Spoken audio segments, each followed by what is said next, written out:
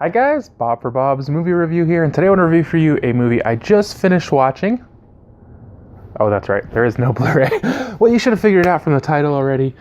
And is there a poster on that side? I believe it's that side. Anyways, this is The Houses That October Built, number 2. If you guys remember, in 2015, they released the first Houses That October Built, and that movie was actually based on a documentary called, you guessed it, The Houses That October Built.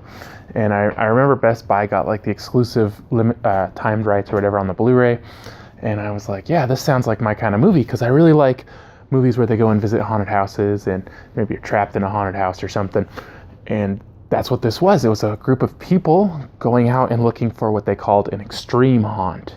And I have actually read of these on the internet where, they're kind of like ramping up these haunted houses. It's not like, your little haunted houses where you go through and, like a clown jumps out at you and stuff. They're looking for this thing where like they tie you up and they lock you up and they abuse you and maybe even hurt you.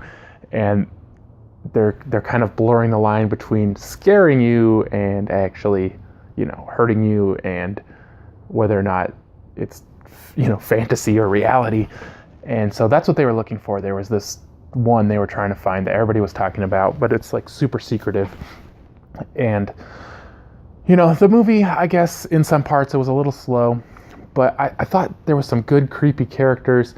It was fun checking out those different haunted houses. I believe they were real haunted attractions that they went to. I don't think these were made up for the movie. I could be wrong, but I think they were. And so it kind of had like a cliffhanger ending, and the ending was a little confusing exactly what happened. So Houses That October Built 2 picks up right where the first one left off, which is really cool.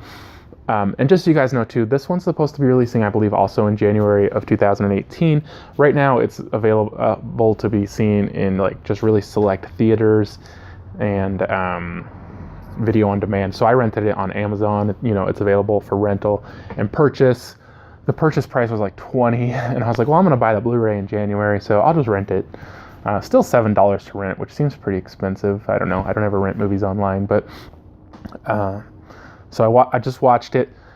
To me, this movie, is a similar idea, and this is going to have a spoiler. I'm going to have to mention a spoiler to the first one. So if you haven't seen the first one, just turn off the review now. So they kind of have this thing they're doing throughout the movie where they're trying to hint at, well, the events at the end of the first movie were real or they weren't real, and you're not real sure. And even in the end, I was still confused. But everybody survived the first one. So they're all back. You got the whole cast back, I believe, for this one. And the guys have kind of arranged this tour because the footage from the first one was on YouTube or whatever, and now the girl is known as Coffin Girl, and she's famous in a very small subgenre of people, and so they want her to come to their attractions so that people will come, but she doesn't want to do it because she's like, I was almost killed, I have no interest in this. And they're like, well, they're going to pay us money and we need you, they're not going to do it without you. So eventually they convince her to come along. And they're checking out kind of more PG style haunted houses this time, like a hayride and a zombie run and a zombie pub crawl, just all kinds of things like that. Although they were pretty interesting, I definitely liked them. They looked very cool. And I'm pretty sure on this one again too, that they were actual haunted house attractions that they were doing. And so again, this movie is kind of slow, and it really doesn't have any creepiness or scares throughout the first 3/4 of the movie. It's just kind of them going around to these places. And again, I personally enjoy those, just watching that, because I think it's cool. I love haunted houses. But you might not be. So, this movie could be really dull for you at the beginning. I felt like towards the end, though, this one got much creepier and much scarier than the first one. And I definitely think it's worth a watch just for that. Although the ending was pretty disappointing. I definitely,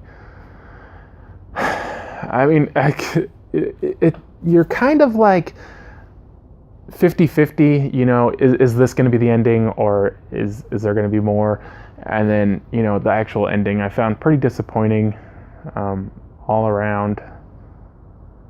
But I did like the movie.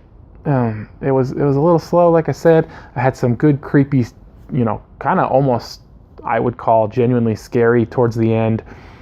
But I definitely think it's worth checking out, guys. I definitely don't think it was as good as the first one. The first one just had a better pacing to the characters, like, you know, introducing these characters and creeping you out more throughout the movie. They just didn't really have any of that in this one. I mean, they had a couple little things they tried to sprinkle in, but it just really didn't come off as creepy as it did in the first one. It didn't really build up the anticipation, I don't think, as well. But it's definitely worth checking out, guys. So since I didn't like it as much as the first one, I gave the first one a 5, so I'll give this one a 4. I still think it's a fun haunted house movie to check out if you guys are into that. But if you guys aren't, you probably won't really enjoy this one too much. But I want to thank you guys so much for watching. If you guys did enjoy this video, be sure to give it a thumbs up. If you haven't already, subscribe for more videos. And I'll see you guys next time.